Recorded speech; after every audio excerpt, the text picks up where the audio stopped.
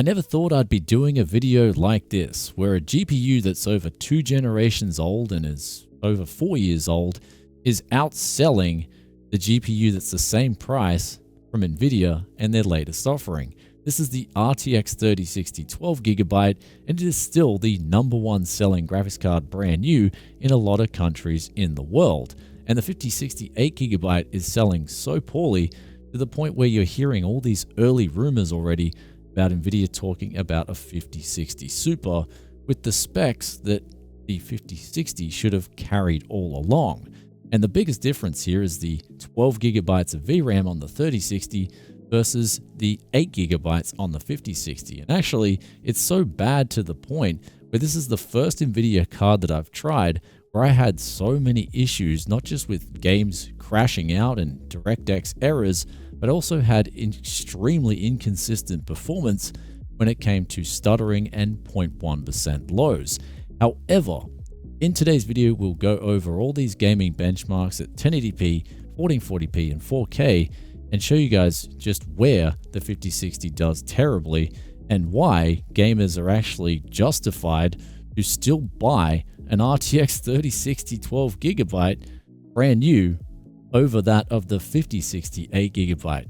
But let's do all that right after today's video sponsor, where today's video is brought to you by Temu, and I got this RTX 3060 for 440 Aussie dollars using my $100 coupon. Now, there's also lots of great deals for hardware and tech on Temu, and even within hardware itself, you've got other good deals on certified brand name GPUs, such as GPUs from Soyo, as well as Colorful, and there's heaps of other cool tech products that you can choose from. The best thing about these graphics cards, and the one I've got in my hand here, is that they're brand new. So if you're looking for an affordable way to get a brand new 12GB 3060, then you can download the Temu app using my link in the description below, or you can scan this QR code I'm going to put up on the screen and enter my code DWJ8595. This will allow you to get $100, or in this case, roughly 20% off the item I got here. Alternatively, if you don't want or need a 3060, then there's lots of other discount codes and really good sales on items at the moment. And the last thing is, Temu is actually available in over 90 countries, and this offer is valid in most of them. And these coupons will expire soon, so get onto it ASAP to get some great deals using my links in the description below. Let's get back to the video. Welcome back to Tech Yesterday, and let's start off the gaming benchmarks here with a newly released title, Dune Awakening. And here's where at 1080p, the RTX 5060 8GB, although it scores higher average FPS than the 3060 12GB, it just takes an absolute dump in the form of its 0.1% lows, offering that of what would be described as a stuttery experience. But then when we go up to 1440p and also 4K, the numbers do look a bit better and scoring about 50% more average FPS than that of the 3060. However, the next title here we've got is Final Fantasy 16, and here's where I've been benchmarking this game for over 6 months now, and I've never seen any cards just crash while I've been benchmarking this game.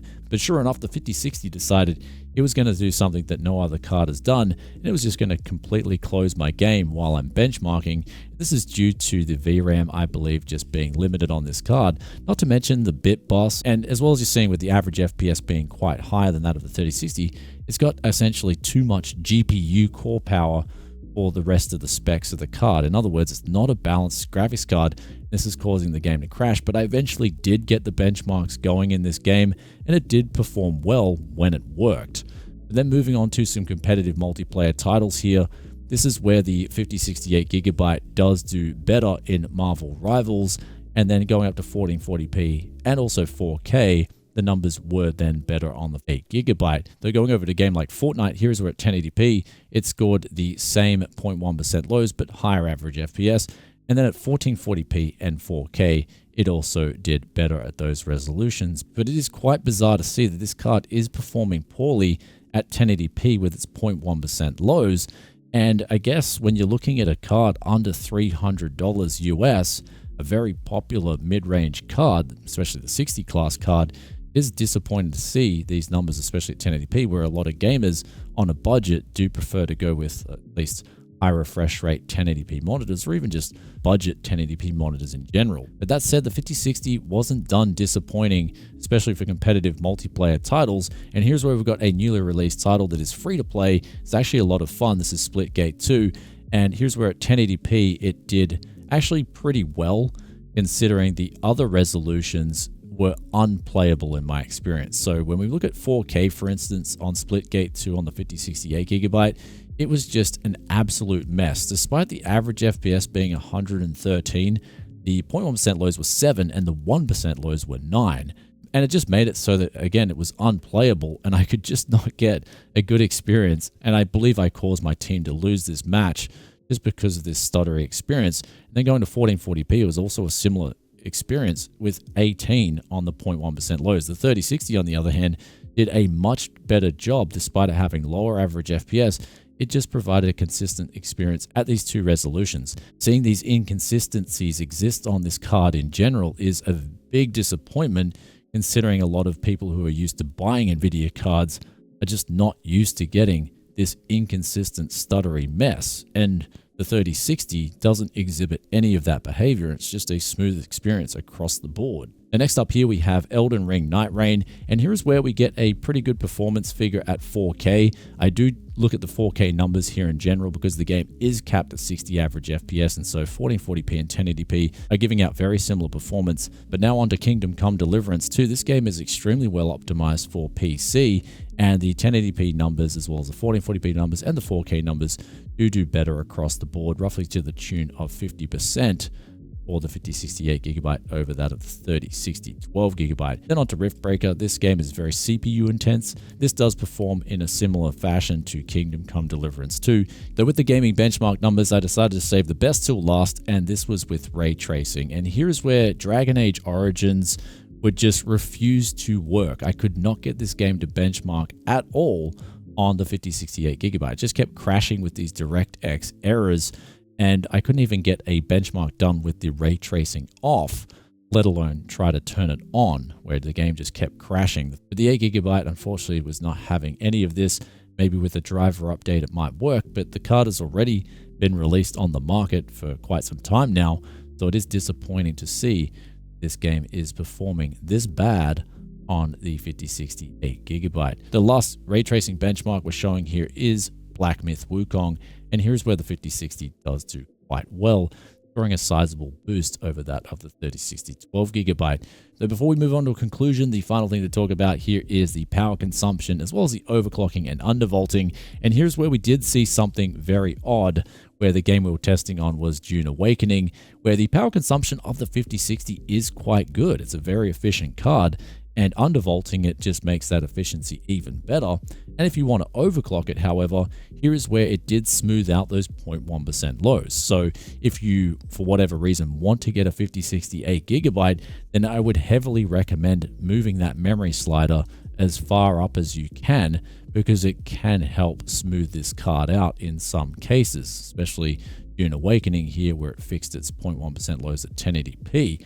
Also with the 3060 and the 5060, you do get access to DLSS 4 upscaling. However, the 5060 does carry support for multi-frame generation and the 3060 does not.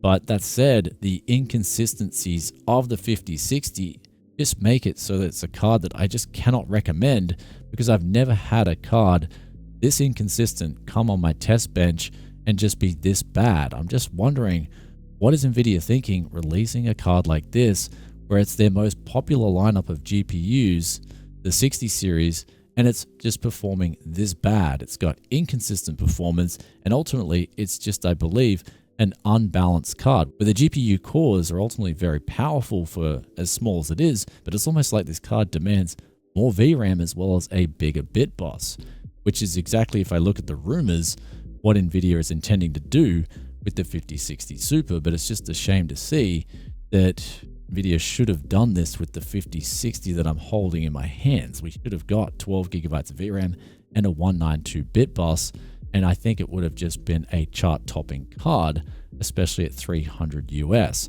But unfortunately, this will lead me to the conclusion of, if you are looking to buy either of these cards, I would actually, unfortunately, go with the 4.5-year-old option, the 3060 12GB, because the 5060 8GB is just so inconsistent.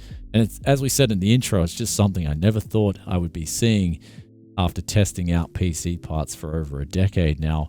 But here we are, sure enough, with a card that is over 4 years old, and it's selling better than the 5060. And that's just because people are not stupid. People want to get a card that has stability and consistency over one that doesn't.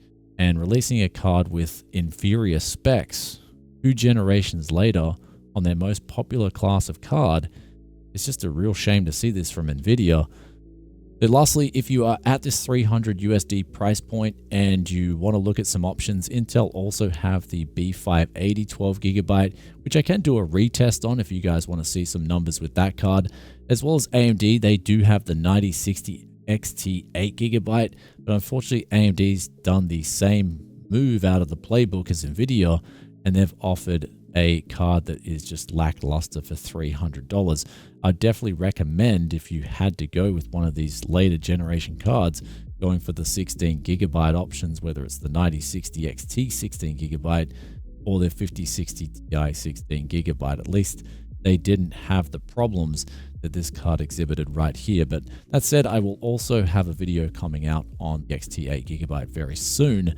And the last thing is if you're looking for the best value, I would heavily recommend checking out the used market. I recently checked out a heap of hurricane damaged PCs, or if you're in the southern hemisphere like I am, cyclone damaged PCs. I'll put the link to this video up here. And I scored an absolute bargain on RTX 3060 12GB. Despite having to do a lot of cleaning and stuff like that, I think I did get some very good deals at the end of it. Now, of course, the used market is not for everyone, but you can extract really good value if you look hard enough for a good bargain, whether it's locally or online. And personally, it's something that I do recommend doing, but it does carry risks over that of new parts for sure, where people do get their warranties and they do get recourse if something is faulty. And that said, though, if you want to buy new and you can't find a 3060 12GB on regular channels, maybe we should look at today's video sponsor, Temu, as well. They got a pretty good deal, especially if you are just signing up for the first time. Anyhow, guys, with all that aside, do let us know in the comments section below what you think of these 2 graphics cards right here.